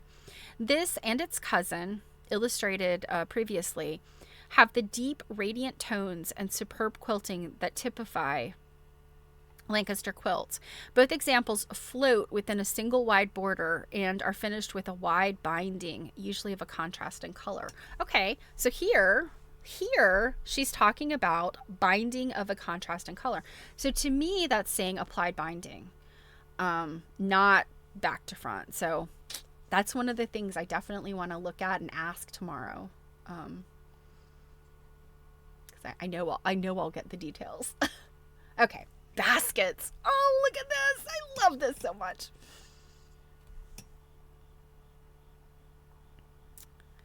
This one is called Basket of Chips. Which it does look like there are things in there, things in the basket, but chips. So this one's 1920, pieced wools and rayons, 76 by 74 inches. Few Lancaster quilts are set together in this way. Diagonals are accentuated here by the brilliant red sashing, placed around the blocks like diamonds. So what she's talking about this. While the format is something of a departure from convention, the quilt otherwise remains squarely within the bounds of Amish aesthetic. It's very symmetrical. It's very, well planned. This border here is very densely quilted, but again, it's that sort of that little whirling thing. It just tilts just a little bit clockwise, so it looks like it's whirling. It's almost like a paisley, and put together like a clover, kind of like a 4-leaf clover. And then you have that sort of chevron coming together like a box around each one. And this is clamshell.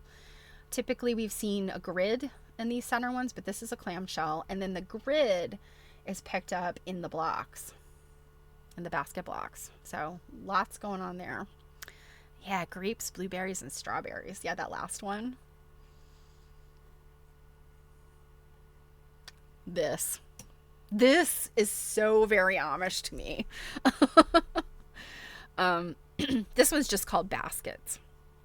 Circa 1935, all wool, 81 by 81 inches. Baskets, both pieced and quilted, were popular in Lancaster, especially in this century, so meaning the 20th century. This particular piece, though, looks a bit like its Midwestern Amish cousins in its seriality and harsher, more contrasting color mix. So the black and the red and the blue. Yeah, so 3 colors versus what the 12 colors that other quilt was. Our source tells us that he knows of 4 almost identical quilts made in the Smoketown area where this was collected. So yeah, I go through Smoketown on my way to Eastern Pennsylvania. But this is just so lovely. But the quilting is pretty simple here. It's this kind of like almost a sunshine, a circle with like a little like triangle around it, and then this here in the center you've got this little six petaled flower thing, and the border, it's impossible to tell. I don't think any of the borders, yeah. And I mean, I even have reflection on my book. But gosh, I'm wondering, if I got to see this one, if this one is in Lancaster now, I'll just die. Okay, and then we're on to we're in the last 3, and yes, looking at the time, I'm sorry you guys, we will not get to Mavis Fitzrandolph today. I was hoping to get, we have this almost like just several pages that I decided to stop last week, or on Monday, but you gotta love the Amish quilt. So, did you know that the Amish made crazy quilts? They did, but like the Amish, they're not all that crazy. So this one, 1920, circa 1920, unknown maker, pieced wool, it's all wool, 70 by 80 inches. In pottery, crazed glazes crackle into odd and unpredictable shapes. The term crazy in patchwork refers to the similarly random shaped pieces that compose the quilt. So that's one theory on where the term crazy came from, is from the idea of crazed pottery, but also they used to call this a crazy patch, and it's just from the idea that it's crazy. It's like there's no rhyme or reason. So I see that it does make sense that the crazed, that's a term, but I think that it's just kind of like they're both coming from the same.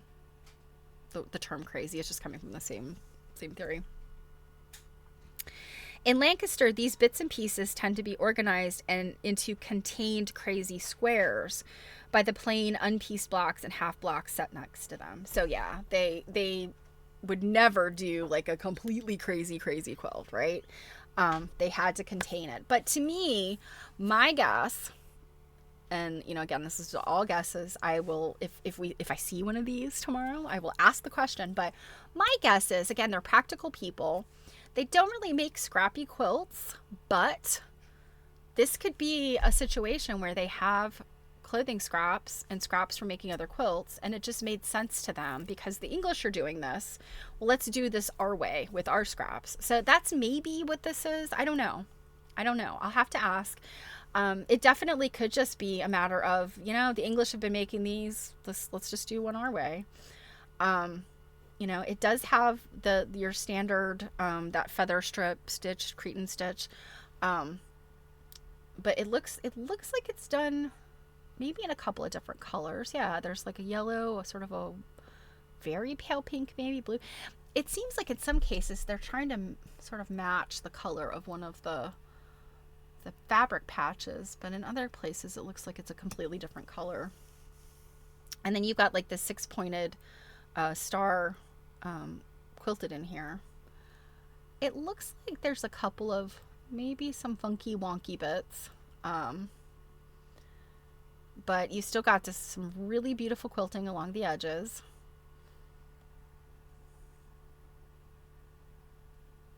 Pretty lovely, I think. But wait, there's more.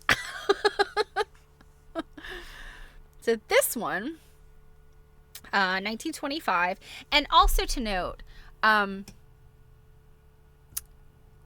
top stitch after the piecing, yes.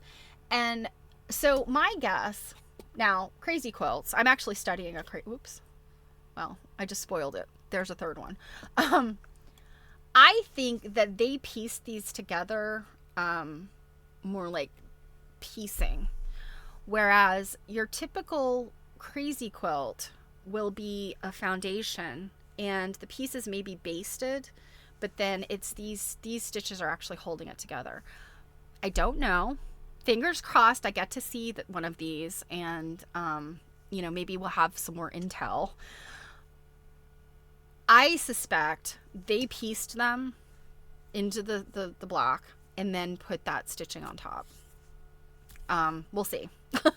Because I just see that they're very practical people, and to them I feel like this would have been a quilt to use, you know, but not just pure display.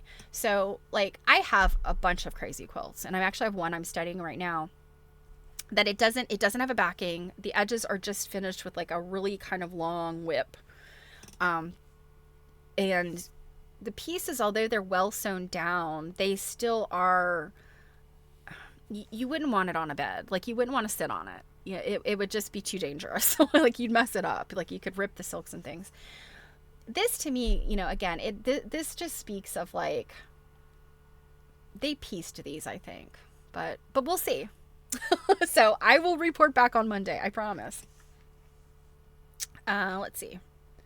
Is this the right one? Oops. Okay, already got that. So this one, 1925. Some are surprised to find that the Amish made Crazy Quilts, generally thought of as the most excessive and fussy of American quilts. It was 30 or 40 years after the rage for Crazy Quilts. So yes, that was another thing that I was going to mention.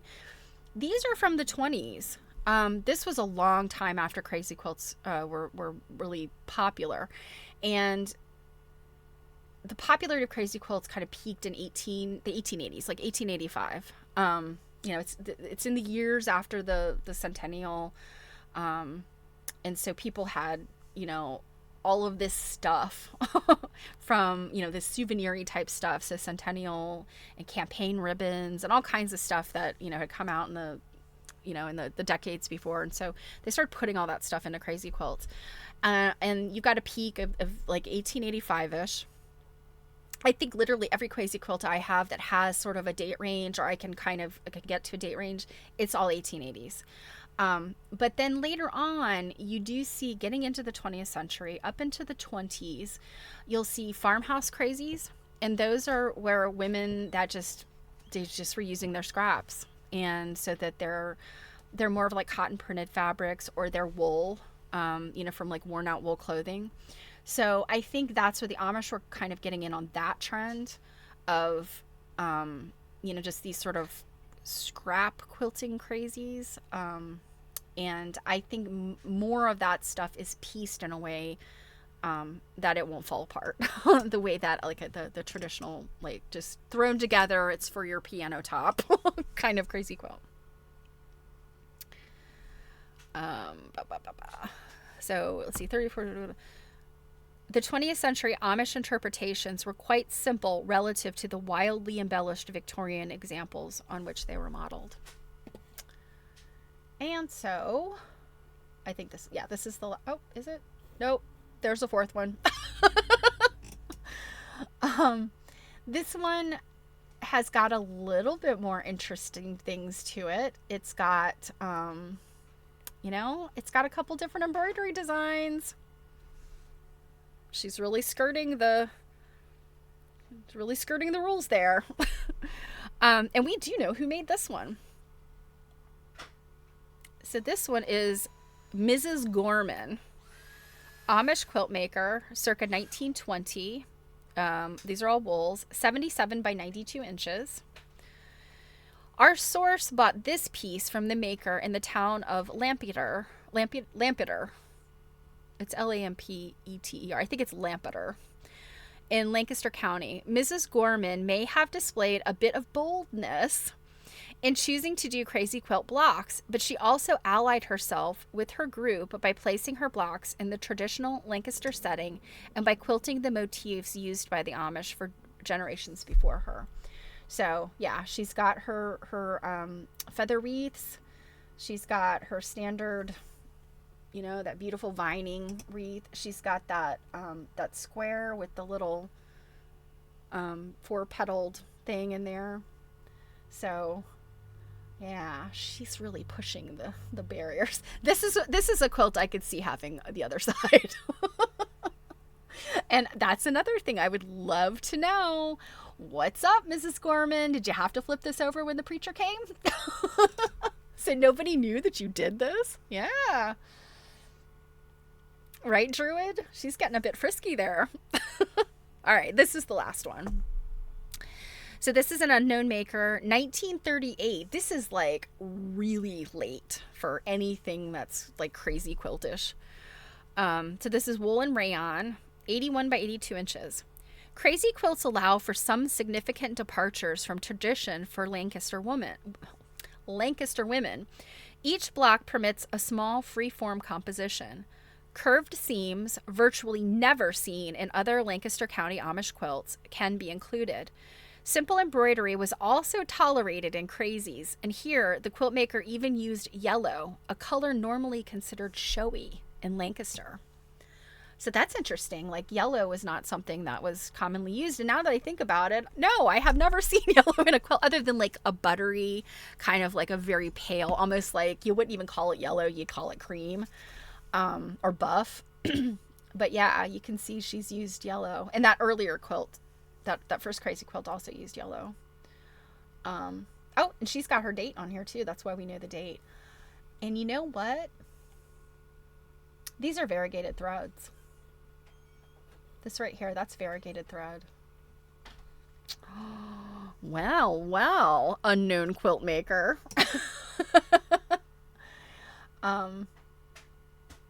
Yeah, this is interesting. And here's something else interesting.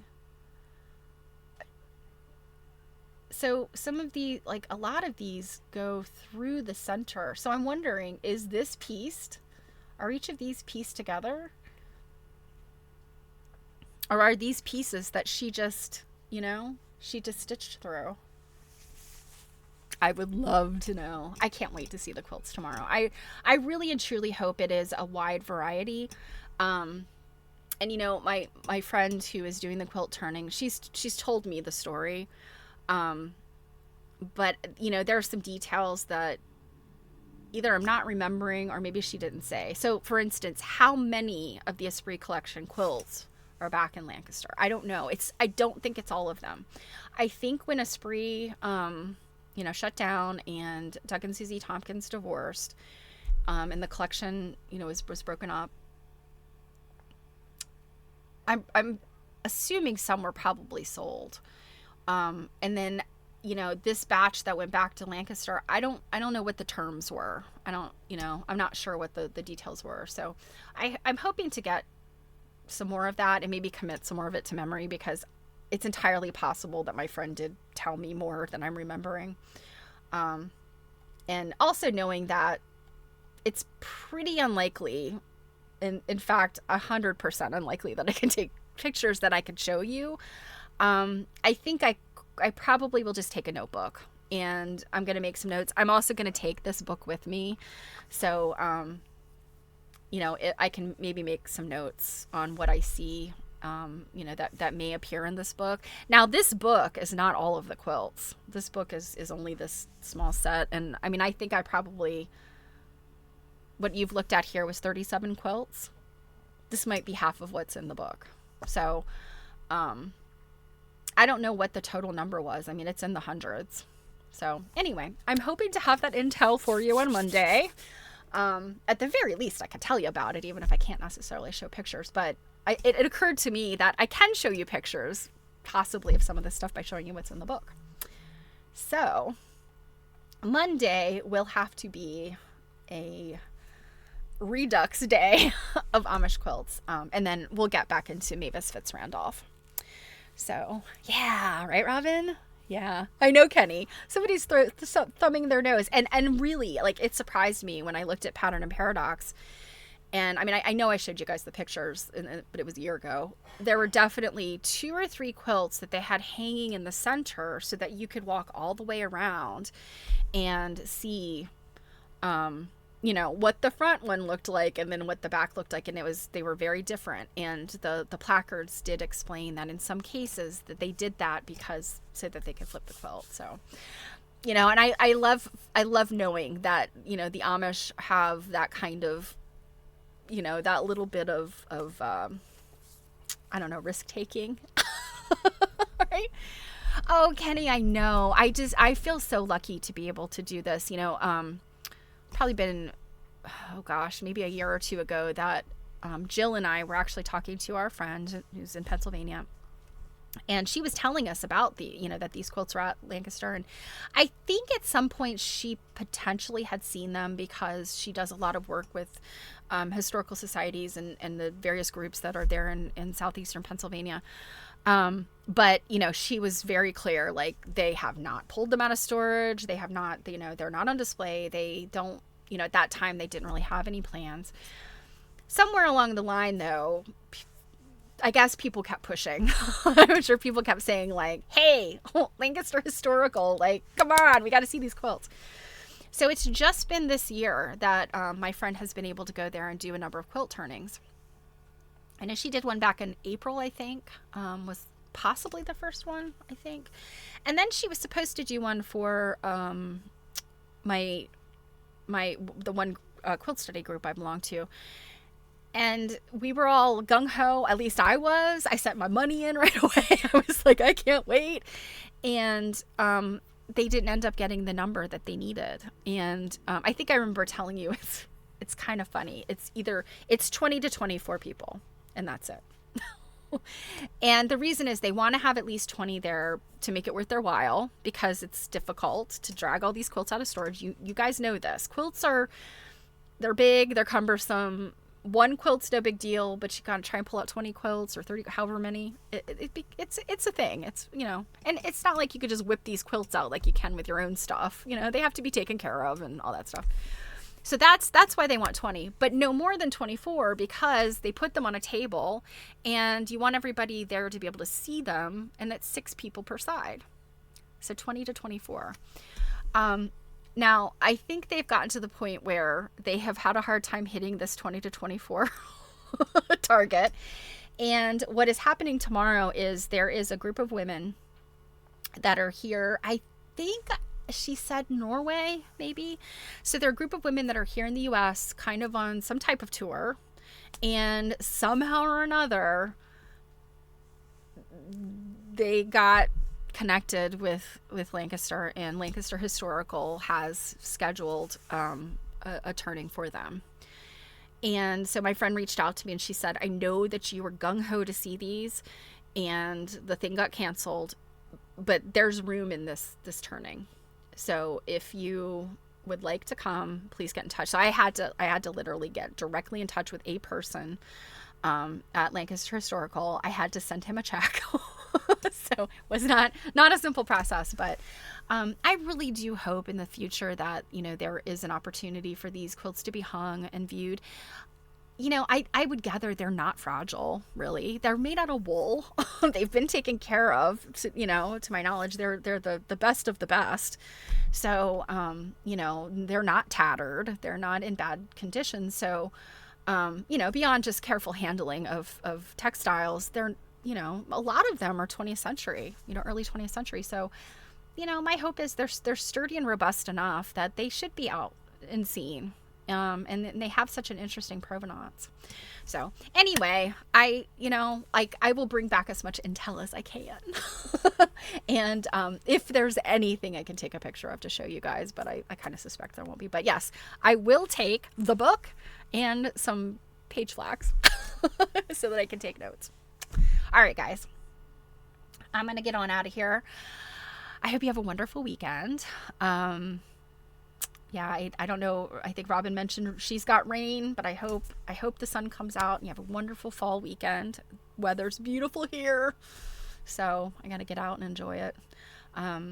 Yeah, so I'm so glad to see Kenny. I'm so glad you're. I hope to see you more soon. I know you've had a lot going on, and all my other favorite people in the world. I'm so glad you're here today. So take care, guys, and I will be back on Monday.